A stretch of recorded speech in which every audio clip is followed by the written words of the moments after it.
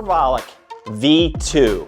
This is a super safe and effective natural anabolic. Not only is this product going to help you increase protein synthesis, which basically means muscle recovery and growth, it also may inhibit myostatin, which is a protein in your body that is known to inhibit muscle growth. This is a complete natural anabolic that works through multiple different pathways, has multiple trademarked ingredients.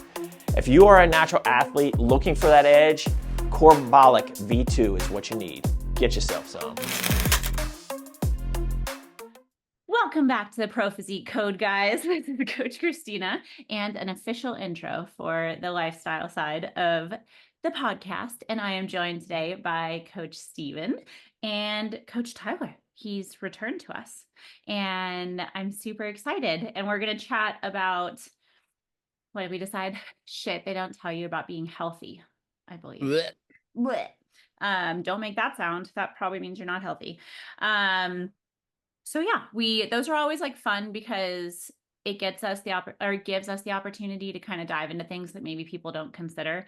And I know we do a topic like this a lot over on like the prep side because there's a lot of things that look very glamorous about that. And then, people don't tell you have to pee through like a red Solo cup.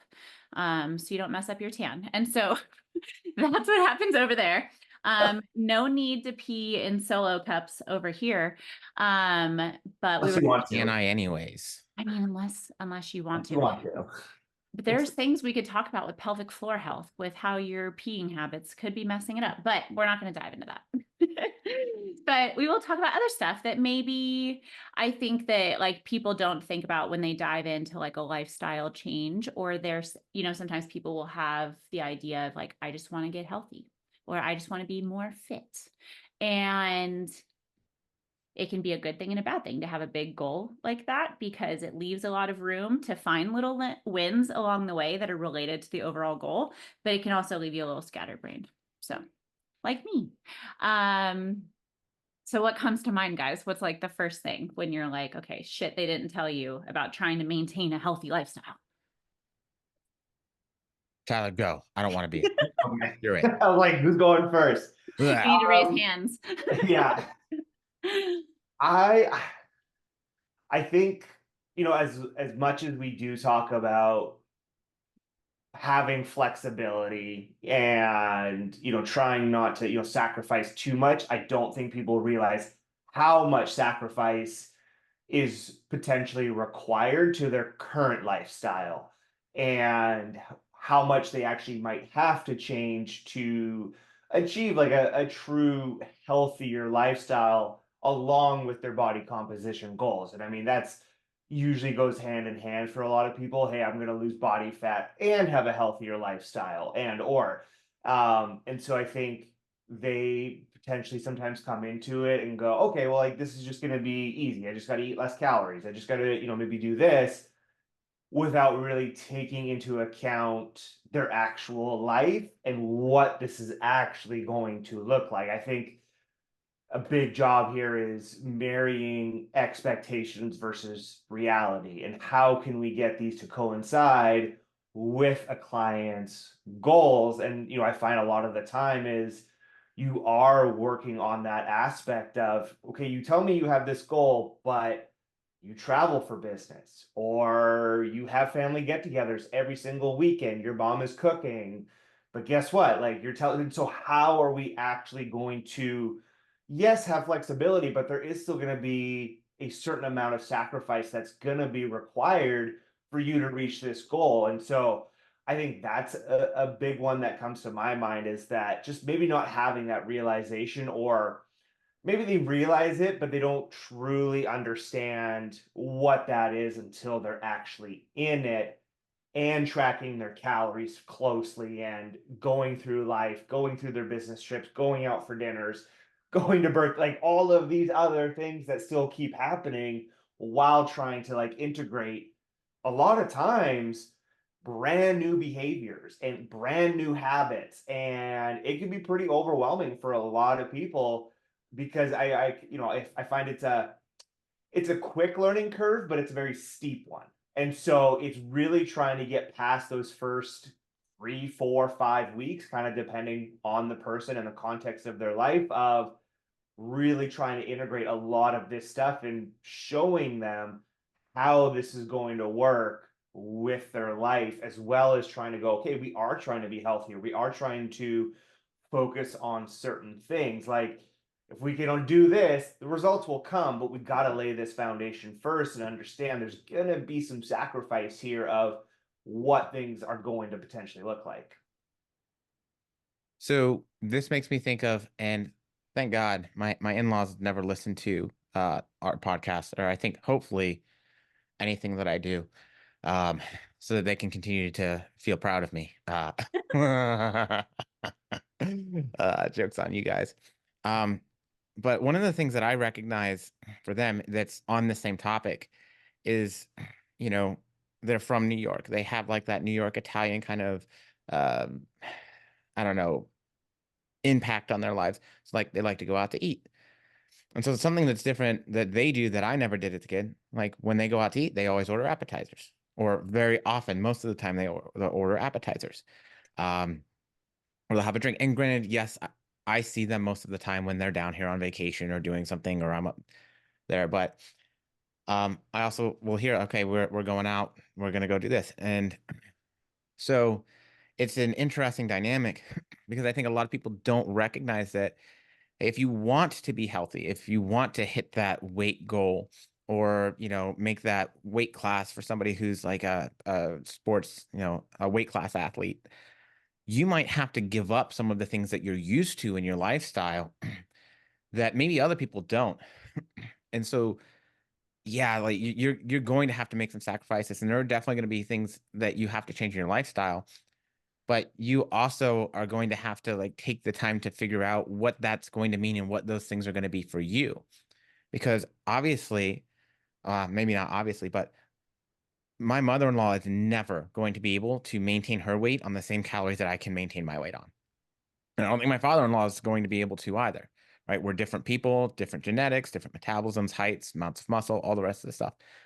And so for me, that's what I think of when you bring this up, is that idea of, oh, well, I want to hit this, I want to have these health and fitness goals, but I also don't want to give up the thing that maybe has been keeping me from that for a long time too, or maybe isn't benefiting me in that, right?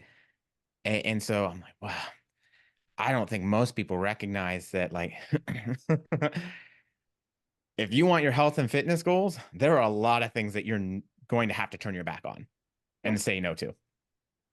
And you have to do it like you with the right attitude. I don't know the right way to say it, but you can't, like, you have to be okay with that. And like that comes with time, I feel like.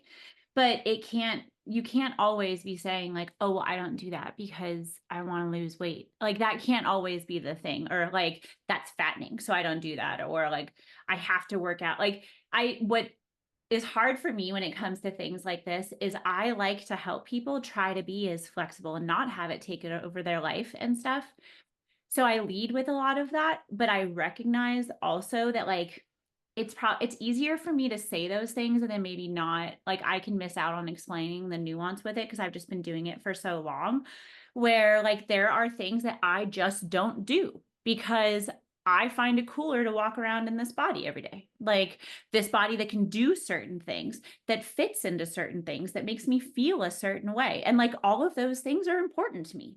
And so things like for multiple reasons, last night we went out to an event and we had wine, and they poured these like giant plastic sippy cups to the brim with red wine, where I was like, oh, that's aggressive. Like, like they handed it to me and I looked at Vic and was like, I'll puke if I drink this whole thing tonight. And I wound up not Oh, look at me. I'm Christina. I can throw up. Ooh. right when I drink too much red wine. That's always something people want to do. So it, like, for multiple reasons, I wound up not finishing it. But like the number one was like, it wasn't worth it. And I feel like that's one of those things that can be hard for people, is to literally go into situations and say, no, I don't need that because it's just not fucking worth it.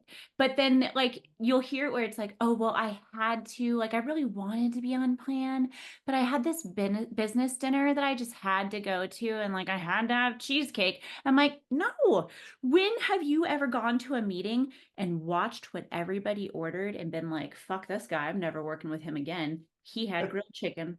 Like, Every time. like who does that? Nobody's judging that stuff. But those are the kinds of things where if clients, they start saying like, I want more progress, I want this, but I have to go to these events. And I'm like, okay, cool. You can go and order water and a side salad and say you ate already. Like where you can't say I want to be able to go to the meals, but I also want to eat with my family, but I also want to see the results this week and I don't want to count when I'm on vacation. Something does have to give, and you have to be okay with it just being that way if you want to maintain those results. Because if you're constantly thinking like this is a punishment that comes with the lifestyle, you're not going to stick with it because you're going to like, that's where people I think get themselves into like the victim mentality of like dieting and fitness and health. But if you take it and you're like, no, I'm making this decision. I knew if I finished that red wine last night, I was going to sleep like shit. And I have a big thing that I'm doing tomorrow. I don't have time to sleep like shit 2 days beforehand. And so I'm already planning out how I'm going to feel 48 hours in advance based off of 1.5 glasses of wine. And like, you do have to get a certain bit of crazy like that and start considering those things. What are you doing tomorrow? Is that your run? I'm just casually running 50 kilometers. Oh my God. What happens if you have to poop during that time? You poop in the woods. Oh, You have like okay. a little shovel, you kind of quick dig a hole and like, I mean, I guess maybe that's with better than pooping your maybe with the pants, heel right? of your I think trail that's shoe. that's the proper outdoors person way to do And that's things. like speed running. You just hide behind a boulder and hope nobody sees you. Speaking of red solo caps. Oh Right? my God, Yeah, that'd man. probably be helpful. No, I do have like in my pack, I have I take paper towels because they're better for like blowing my nose and stuff like that. And I always have to blow my nose when I run a lot. And so I have like a whole supply like kit if I have to stop and go to the bathroom. And my Cool. stomach does always get upset. So I have not yet had to poop in the woods though. So All right. Anyway, we're That was hoping a it fun doesn't little happen. speaking of being healthy. side shot over there, That hasn't happened. So let's hope that doesn't happen tomorrow. little rabbit trail. But so, and here's the other thing that I think people have a hard time with. Like, it's not like you have to give that stuff up all the time either. But I don't think people recognize how many events they have in their lives. Yes. So I talked about my in-laws. So now let me talk about my mom. So I'll talk about my side of the family now. Every time I see my mom, it's for an event. Like maybe it's my grandma's birthday, maybe it's my birthday, maybe it's her birthday, and we're going out to eat, whatever. So every time I see her, she's making choices with her foods that are things that are not going to help her if she has a goal of losing weight. And the thought process on that one is always, yeah, but it's my birthday, or it's this, or it's that. I was like, yeah, but do you realize how many of those we have? Like we've had like 3 this month alone. So you have to recognize that that is stuff that's going to impact it. And maybe on one of them, cool. Maybe once a month, sure, we do it, or and it depends on who you are, what your activity level is. There's a lot of stuff that goes into it.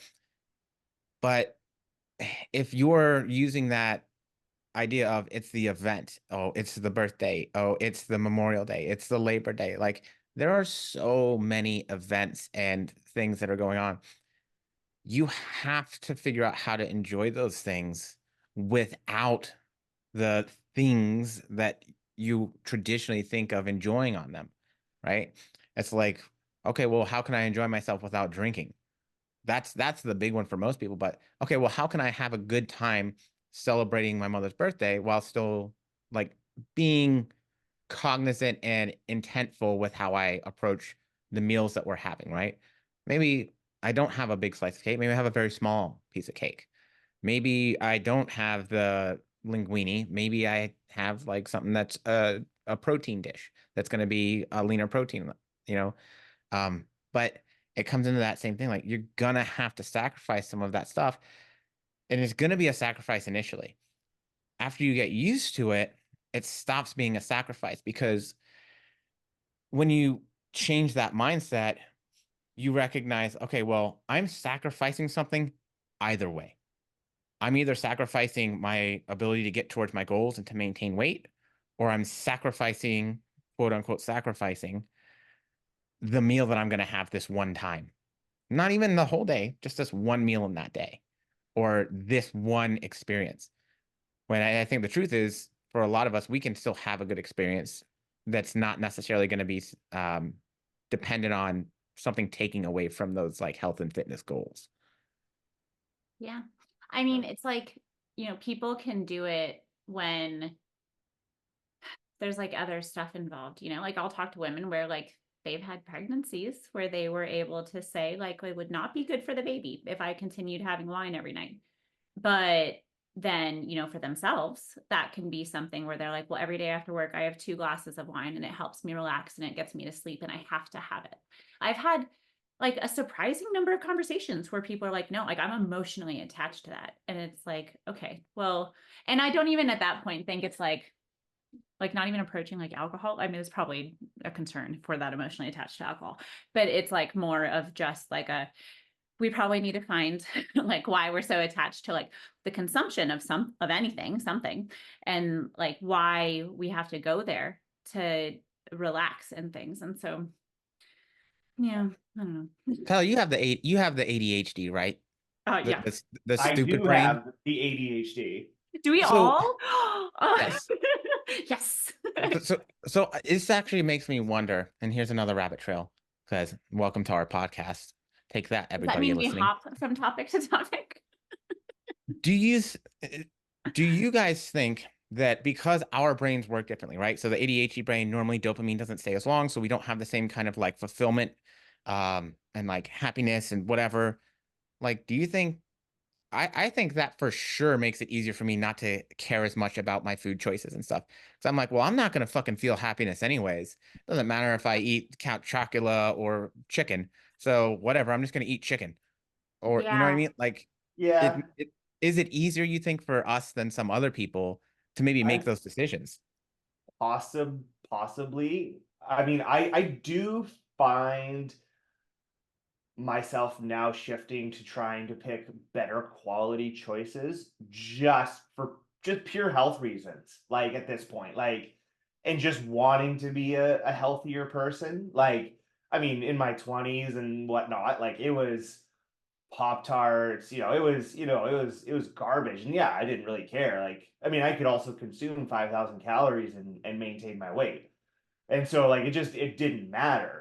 And so now though, I do find myself, whether I get happiness or not out of it, just gravitating more towards a healthier, quote unquote clean diet, because now my priority, now that like I don't necessarily care about the aesthetics anymore, well, it's like, well, I kind of got to figure out what I want out of it. And now it is like just okay, being healthier, having a better digestive system, and better lifts and better sleep and just a higher like quality of life. Like that's where I find myself gravitating towards. And like I feel like people have to also go through that shift in mentality of when they're talking about a healthier lifestyle, because so many people come to us about just wanting to change their physique, and no one I find really thinks about like what an actual healthy lifestyle can do for their quality of life.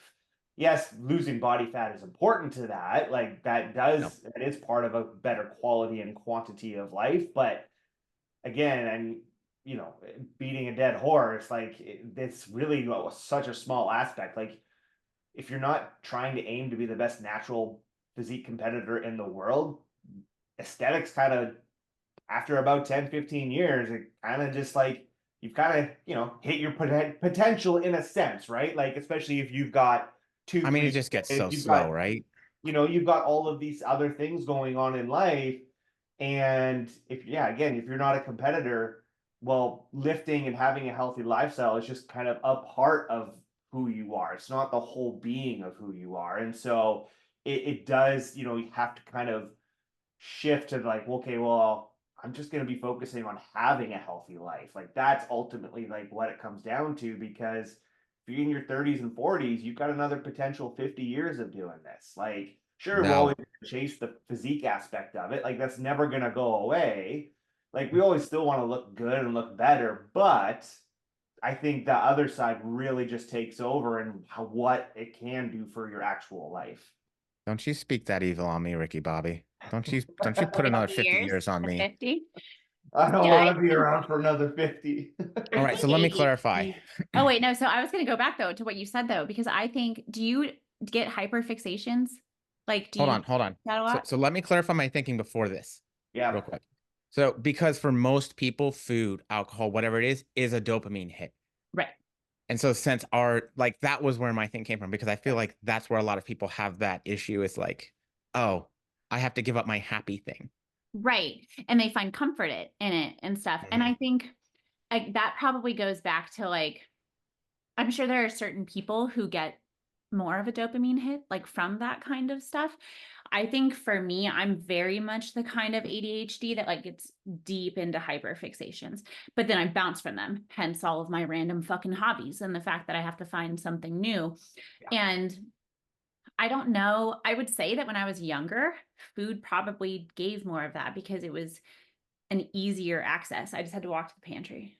Like I didn't have to go drive to a mountain and then see if I could run it and then be like, what do we do next? And like, so I've just transitioned to where that's my thing, right? Like hybrid athletes became super like now that's like the thing to be hybrid or whatever. And I was like, oh, you didn't just have to like give yourself an exercise timeout in two different ways, like because that's just been like a thing to keep myself busy. But I think that's probably a coping mechanism to like some extent that I've transitioned it from like one kind to another. But I find that the hyperfixations with food, I fall deep into those. And then that's what I eat. Like salted caramel power crunch bars, and I have been in like a 8-year love affair where I have one every single morning. I will travel with them. It's weird. And like I do the same thing with a lot of other stuff until I hit the point where it's like, oh, I can never eat that again. Like I did that with like chicken salad where I ate it every day for like 4 months and then took one bite of it one day. I was like, It's like all of a sudden you're like, no, I'm good. Yeah. like I ever Oh thought this yeah. was good. And so I think it actually served me really well in bodybuilding, and it can serve me well now, except for like because I can burrow so deep into hyperfixations that sometimes I can look up and be like, oh fuck, what happened? And I'm like have too much on my plate. But if anything, it allows me to kind of shut out the other stuff. But then you do have to get better at finding that new thing. And so even with those, I think the thing that's important, and this goes back to like really leaning into the fact that this is a lifelong commitment. If this is what you want with stuff, I've accepted that for myself. And then as a parent of like my son with ADHD, like we do have to be forward thinkers. We cannot just be people who react after things happen because we look up and we're like, oh shit, when did that happen? And so you have to be planning ahead. You have, and it goes back to everything that Tyler was saying, where like, I know for myself, for my husband, and for my son, all of us hugely benefit from routine activity. Otherwise, the three of us with ADHD and then three other people in the house, it's a shitstorm.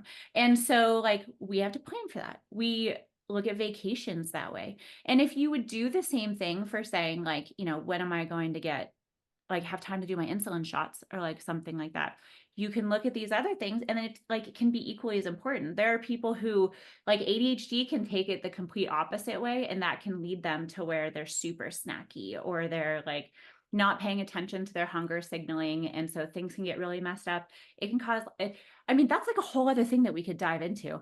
But I think again it just comes back to like everybody has something that they can probably point to where they're like, this is the thing that makes everything hard. But like, if you really, instead of just saying like, well, fuck, it's hard, you can try and figure it out, and you have to put in the work. If you don't put in the work, nothing else is going to work for you. Like very rarely can you just take a pill and then you get all of the benefits of what that medication was supposed to do or whatever. It's usually going to have something else that you're supposed to do with it. Like ADHD medication should go along with CBT and like different kind of therapies and things like that. And if you don't put in that work, normally you don't get all of it out of it. And it's the same thing with health and fitness goals.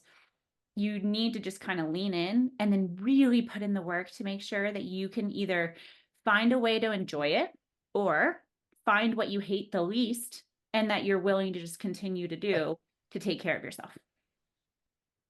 That's my spiel.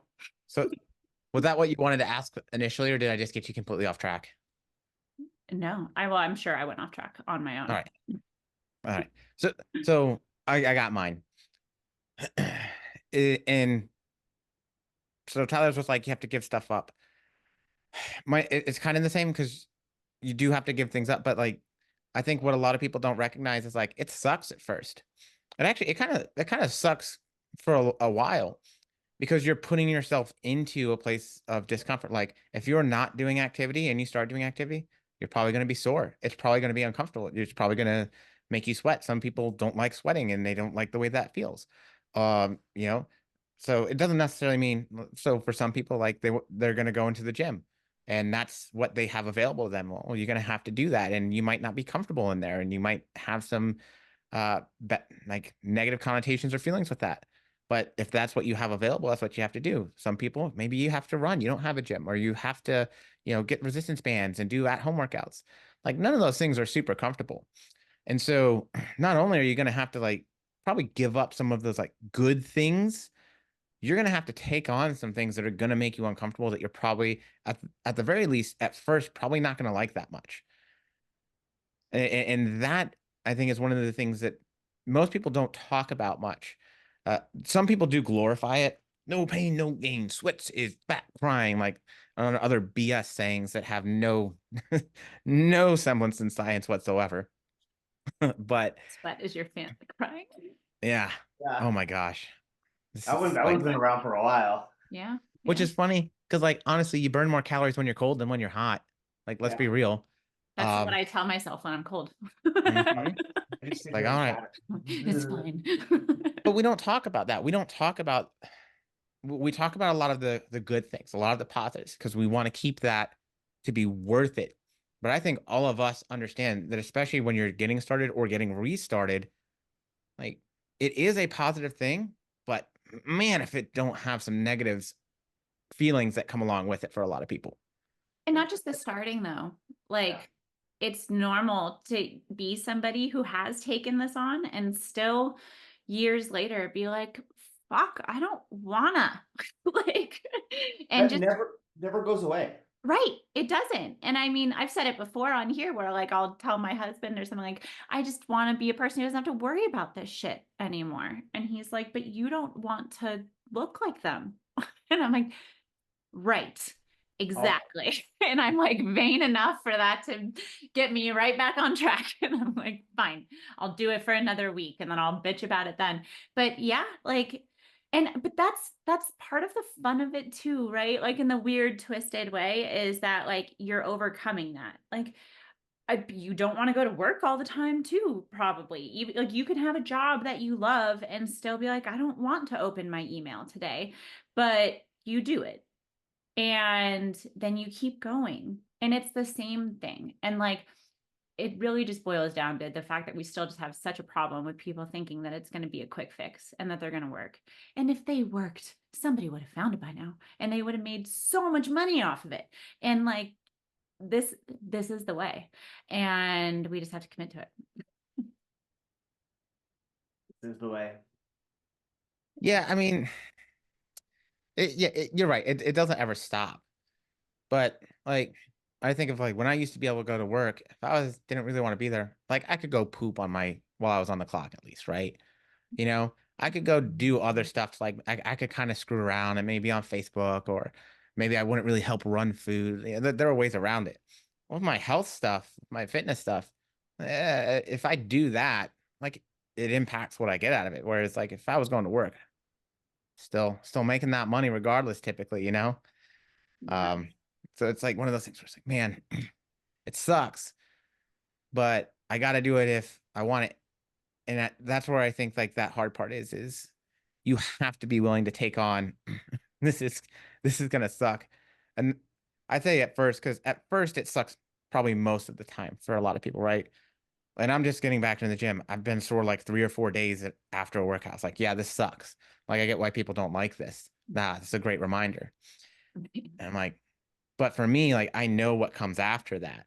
So a lot of people might not even know that. Like they haven't had that experience. They haven't been past that point. So all they know is kind of the suck. Yeah. And that's where just keeping going. Like I've seen a lot of that in the challenge now that we're a month in.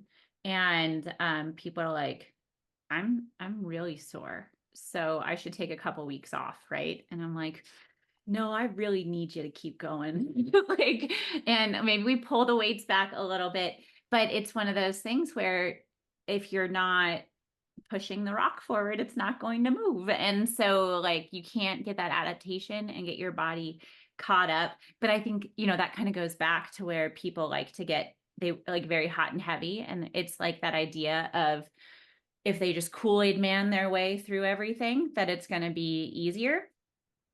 But that probably hurts running through walls, right? And then you start to feel that, where if you're just barreling through life at full speed, trying to get maximum benefit by going maximum power all the time, like it catches up to you. And then we have to shift gears. And that's where being, like how Tyler was talking before with, if we don't have something huge, if we don't have like the timeline and things like that, just kind of being like, it makes me think of like leaves falling or like whatever, like the like chill, just kind of like make your way to the ground, like relax, you're going to get there, and keep that forward progress. Like with the challenge and stuff, talking to clients that are doing like the guided coaching, maybe for a lot of people when they start something like that, they'll see that big result too, so then they think like, oh, it has to always be that hard for me to see 2 or 3 pounds in a week. And so then they want to keep that going. And, about now is when that slows down. Maybe we're seeing half pound to a pound or something. And it's like, what's going wrong? And it's like, no, everything's perfect. It's perfect. Just carry on. Like we don't need to freak out yet. And it's just a lot of knee-jerk reactions. And if anything, like shit they don't tell you about maintaining this lifestyle, you can't really have knee-jerk reactions to shit. You need to like kind of ride it out. Like wait and see. Don't freak out. Even when it comes to things like, I can't remember if I talked about this last week. Somebody had said they woke up and they're like, my throat hurts. So this week's not going to go well because I'm getting sick. And I was like, wait a minute, like kind of putting the cart before the horse here. Let's see how this plays out. And, it's just, that's always like my big message is you can keep doing this. It doesn't have to kill you and it can be fun. And we just have to figure out what that looks like so that you can keep doing it for as long as fucking possible. Yeah. And I think too, like almost like on the flip side and kind of like piggybacking off of that a little bit is you probably don't have to do as much as you think. Right. Right? Like people are like, oh, I'm gonna have to do 2 hours of cardio a day and I'm gonna have to work out 5 times a week and eat 1,200 calories. And it's like, well, no, you know what? Like we could probably do half of that, even maybe even less, and still get those results that you want. And so that still may suck for them, but you're also having that ability to like, well, no, like maybe it's not as shitty as you actually think it's going to be. Maybe it could actually be a lot better, and we're still going to be able to get what we want out of it. And so, like, I think, yeah, it's also like, yeah, you probably don't have to do as much as you think. Resistance train 3-4 times a week, roughly 8-10,000 steps a day, control for calories, and you're probably going to be good for the most part, right? Like, yeah, if you want to lose some body fat, we might have to make some adjustments, bring calories down a little, maybe have a refeed, maybe a little extra activity, depending on, just your lifestyle and if you sit at a desk or not, but like, yeah, that's kind of about it, right? It's not sexy and no one really wants to hear that. But just from a pure biological perspective, it's very black and white in what we have to do to lose body fat. Like we're not putting our blind faith in anything. It's like, well, no, eat in a calorie deficit, move a little bit more and control for calories in a nutshell. So I think, it's also trying to get that message across of, yeah, it's going to suck. It's going to suck more so in that we're trying to change behavioral patterns that have been ingrained in you for 30, 40, 50 years. That's going to be the shitty part, is that's where we're getting uncomfortable. It's not necessarily the, what's the word, like the process from an actual trying to lose body fat side, if that makes sense. Right.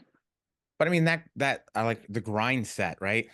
The mindset of the grind Yeah. is so popular right now. It's so like everybody's like, oh yeah, David Goggins and this and that. Like, yeah, I work harder than anybody. I was like, cool, man. I don't want to be the hardest worker in the room. But it's like Real ingrained talk. in society, right? Like, look at the fucking billboards that have like a beer on it, and it's like, you deserve this. And like, it's all built around that, right? You're supposed to work yourself to the bone, and then you're supposed to go reward yourself so that the next day you can wake up and do it all again. Yeah. But like I don't want to I want to I'm a hard worker. That's part of my personality and who I am, but I don't want to work 80 hours a week. Like I've done that. The shit sucks. And so do I want to be the person that's in the gym pushing themselves harder than anybody else? No. You know why? Because then I'm probably gonna get rhabdo and hurt myself. Like that sucks too. So do I want to be the hardest worker, or do I want to work hard enough to make progress and to be happy with where I'm at in the process that I'm doing? Or, am I trying to fulfill some idealization of who I've been told I should be, or, how I'm supposed to act, which is like realistically, if you talk to people in person, I very, very rarely ever hear that shit in an in-person conversation. But I see it all the time on social media. And what are we on all the time? Fucking social media, right? So it's so funny the difference that you get in person versus online. And so you could talk to the same person, but yeah, you got to work hard, or you got to do the work, but it doesn't have to be something that kills you. Like that's a huge thing that I think most people don't recognize, because that grind till I die lifetime, you know, oh yeah, let's get after it. I don't know, Kool-Aid man busting through walls, whatever. Like it's so prevalent right now. And I don't think people recognize how bad that is or how bad that can be for your health, your sleep, your cardiovascular health, your diet, your stress. Like we talk about chronic stress, that's the real killer for stress. That's the one that really creates issues. So if you're constantly grinding yourself into the ground, guess what? That's all chronic stress on a regular basis. Way to go. Like we're going against the things that we know actually add value and length and independence to our lives. What It's kills me okay is to when be people are, content. what? What was It's that? okay to be content. Right. Well, I mean, and even with that though, because I mean, I obviously like I will forever be somebody who's doing hours of cardio a week as like a baseline, and like I'm okay with that. And to some people that would be the thing that would tip them over, like trying to do it. But so it's okay, I think, to have that stuff if it's serving you and if it's managing. For 10 years I've been doing 6 hours of cardio, and my weight's not moving, and I eat 1,200 calories a day, and I work out this often and all these things, and then they're like, but my weight won't move, or it's going up, and I don't sleep well, and all of these things are going wrong. Then why are we doing this? Like, there's no need for it. We can dial things back, get more out of life, and everything can be okay. But if it's, I have a client I'm working with right now where we've like dialed intensity like down with her cardio, or we play with it. Sometimes she really wants to do more time, then I'll be like, all right, but you're not allowed to go harder than this.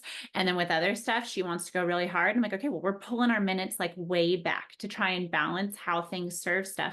And you can have those kinds of fluctuations too, because life goes in seasons and things shift, but just don't get stuck in the cycle of this is just the way it is if it's not fucking working. Like that's the stuff that drives me up the wall, where especially like if somebody's been trying to lose weight and then we shift the way we're doing it, and they'll be like, I can't do that because I've always done this other thing. I'm like, well, then why'd you hire me? Like, right? I mean, and I'll say that because I'm like, if that works, I'm super okay to like run what you want to do with it. But if you know that works for you, I don't need to take your money. Right? Like I don't want to just take money for the sake of it. I want to help people get results. And so that's one of the harder things is not like, yeah, we could diet people into oblivion. We can put you on no calories and a shit ton of cardio and like, yeah, you'll get smaller. But we want to make it productive. We want to serve like your whole life, not just your physique, but like, how can we be somebody that you look back and think fondly on like that relationship with things? And I think when it comes to a lot of that, like you have to keep the health, the mental health, the sanity, like in mind. It's going to be very different what I can take on, what Tyler can take on, and then what Stephen can take on, depending on where all of us are at with our families and like things like that. And so that's where, paying attention to the social media stuff and the fact that most people are bullshitting like all the time. Nobody goes on there to cry unless they do and they just want you to give them engagement. Like, so they're not sharing that side of things. Yeah, 99.9% is bullshit. Wouldn't it be great if like there's just on most social media posts, there's just like a fart sound. It's That you just made could, like the little, instead of a like, yeah, Yeah. just like a little you BS button. you made it stink today. Yeah. Give One me the other one that dislike just kind of button. came to mind, maybe in shit they don't tell you, is you want to make it easier on yourself and you want to look better, stop fucking dieting all the time. Like Not the truth. maintenance, go build some muscle. Like go do that. Like I don't know how many times we'll have someone come to me, they want to diet. Let's start at maintenance first. You've never tracked. We got to work through some things. 12 weeks later, it looks like they've lost 15 pounds. I'm Yeah. like, boom. And you've done it with more food. Your consistency still wasn't that great, but look what we still did. Like again, it's you don't need to do as much as you think. Like it really just kind of comes to that to a certain point. And sometimes they didn't even lose that much weight, right? Oh, so, like the scale maybe dropped 5 pounds, Yeah. but it looks like they dropped 15. I'm like, you've got muscle here, you've got muscle here. Look how small the belly's gotten. Yep. Magic. I got to shout out my client, Tara. She checked in today and I went back and was looking at our charts and everything. She's actually gained 3 pounds over the last 6 months. Her waist is down 3.5 inches. Just her waist, not her whole body. And I literally, and she started sending me training videos where I was like, okay, well, you're like, let's change how you're holding that and see if you can get into a better position. Weight has increased like substantially on what she's doing. Because that's a question I'll get a lot, what weight should I use with stuff? And I'm like, I don't know. Like, what What's can you hard? pick up? And so we've really dialed into that more and like not trying to continuously diet. And we've done that, Tyler, where we just let things sit and we haven't moved like very much, but then worked on other variables. And it's one of those things where because it's happened, well, I guess more than 6 months, going back to like February, I didn't realize how dramatic of a shift it had really been, considering that we didn't move much else. And so looking back, I was like, oh shit, I had no idea. And I mean, that's just when the light bulb goes off, it's so much fun. Yeah. Yeah. And then it's like, guess what? You're also going to look better when we do eventually diet down because you've got more muscle. You're just like, no one wants to look skinny fat. Word. Like everyone essentially has this picture in their mind of how they want to look. And it's usually like, I don't know, Skarsgård or something, right? Like who's Ryan Reynolds? I've gotten that one a few times. I want to look like Ryan Reynolds. Yeah. Like I wish I was as funny as him, but like and so guess what? You're gonna need a little bit more muscle if that's how you want to look eventually. And we're gonna be able to diet on more cat. Like it's just there's so many positives to it. Like it just makes the whole process and your life that much easier. And like I think that's ultimately what we're after is like unless you're a competitor, like this should be, I don't want to say easy, but like we're trying to do as little as possible while trying to get those results. And what else in your life can you do that? Like, yes, you're going to have to put in the work, but there's varying levels of work that will be put in depending on your goal. And the key as you progress towards that is little by little by little, so that we're not just crushing you and running you into the ground. Like we want to eat as many calories and lose body fat. we want to do as little cardio and lose body fat, right? Like we want to train as little as possible and still be able to build some muscle and strength and recover well. Like what else in your life can you do that and really see tangible results? It's not very many things where you can do so little and get pretty amazing results in just a year. Yeah, minimal effective dose, right? So just like if your doctor puts you on a medication, probably rare they did put you on the maximum dose right away. No, they're probably going to put you on a lower dose, Right. see how you do, and then go from there. And that's really it's the same way we want to treat, diet, exercise, lifestyle change, and like working towards being healthier. But like for me, there's two things that come into that. The things that they don't tell you is one, the scale matters less than you think it does, Oh, right? yes. And then two, you can't have a short-term mindset. Like, and I think those two kind of go together because everybody has the thing, oh, I want to lose this many pounds. I want to lose this weight. Um, and like that's short-term thinking because you're only thinking about losing it. What comes after that? Well, you got to think after that because how we go about doing that matters, right? How aggressive we are, how long we diet, how hard we diet, how much cardio, all that's going to make a big impact on, okay, we lost the weight, but did we keep it off? What if, okay, instead of just hitting that, we want to lose 30-pound goal, what if we lost 20, but we did it and we said we kept it off. So now you're actually living pretty well 20 pounds less instead of 30 pounds less when you've lost that 30 pounds multiple times before, but it always comes right back. So you have to think big picture. You cannot get stuck on the short term. You have to think of what comes next. Delayed Yep. gratification. And like, we can't say enough how important having muscle in that situation and working towards not just like fighting sarcopenia, but like continuing to hopefully add even, but like at a certain point, like we're fighting an uphill battle to maintain the amount of muscle we have. And I was trying to search while you guys were talking about it, and I can't remember, I'll have to find the paper, but the one I did find just now was like talking about how like they're showing that for women, which a lot of us, that's who we work with for like a lot of the population with the stuff that we do. Getting into like thinking about menopause, because that's always something that comes up with things. The more lean body mass you have, the less likely it is that you're going to suffer from things like hot flashes and like other things that come on throughout menopause. They're seeing that like the more lean body mass you have, the better your body is going to respond to things. And like that's not even getting into the fact that like we don't want to fall over as like old people and then have somebody come help us up off the ground.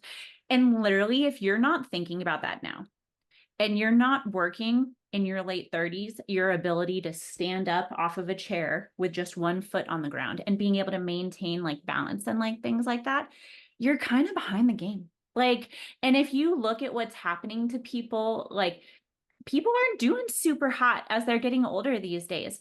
We're not improving. We're not getting better than previous generations. We're not living longer. We're not staying stronger longer and things. And like for me, I take that as a personal affront where like that's not going to happen to me. I am not going to die younger than previous generations. I'm not going to end up in a home and unable to take care of myself or like with osteoporosis and like all these different things. And so that goes into a lot of the decisions I make now as somebody who's 37, because I've watched family members, like both of my grandparents died like late 70s, early 80s on my mom's side.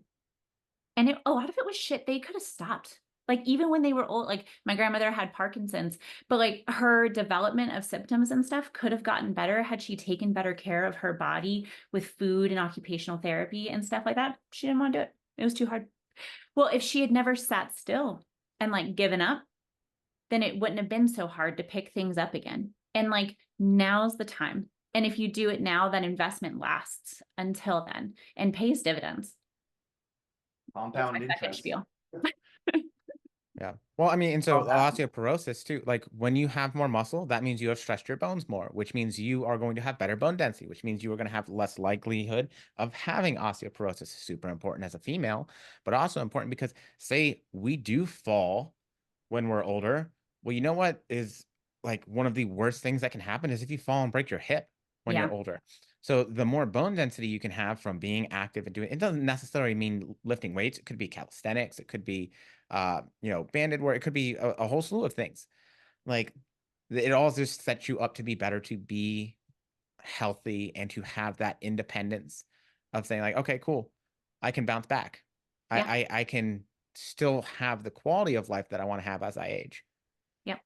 And the earlier you make that investment, the better off you end up being. You know, if we're not waiting until, again, we're not being reactive and responsive. We're trying to be ahead of the curve there so that we have some semblance of control, because we're just walking science experiments, but we can do best practices. And overall, it's going to serve most of your goals. I wouldn't even call it control. I'd call it influence, right? Yeah. I think this is where we get like, I and I like know that. rabbit trail again. Like we're so worried about controlling things that we forget that we pretty much don't have control over anything. Like, dude, there's sometimes where I don't even have control over my emotional reaction to something. Right. Like that's how out of control I am in life, in the world. But my daily actions, the things that I choose to do, can absolutely influence my risk or reward that I'm going to get, or the likelihood that I'm going to be where I want to be, or get the things that I want out of life. Yeah. I like it. Influencer. That was a good one, guys. Do we have any final thoughts? Oh no. That was it. No, then somebody else is supposed to say, "Oh no," and then the last one of you is supposed to be like, "Oh yeah." We gotta Kool-Aid Man. practice that. Different wavelengths. Oh, one day they'll all Lexi, align. you better not cut this out. I wonder if she checks at the end as much. Well, Lexi, we love you. Thanks, guys. Thanks for hanging out. I'm excited to get Tyler on more often, and we'll come up with some cool stuff. So if you got any ideas for us, we've been getting some really lovely Instagram messages. And when I do get those things, I instantly screenshot and share with the team. So anytime you guys send those in, it makes us happy. But if you have any ideas or anything, any holes that, we're not filling with information, let us know. I'm married. I can't do that.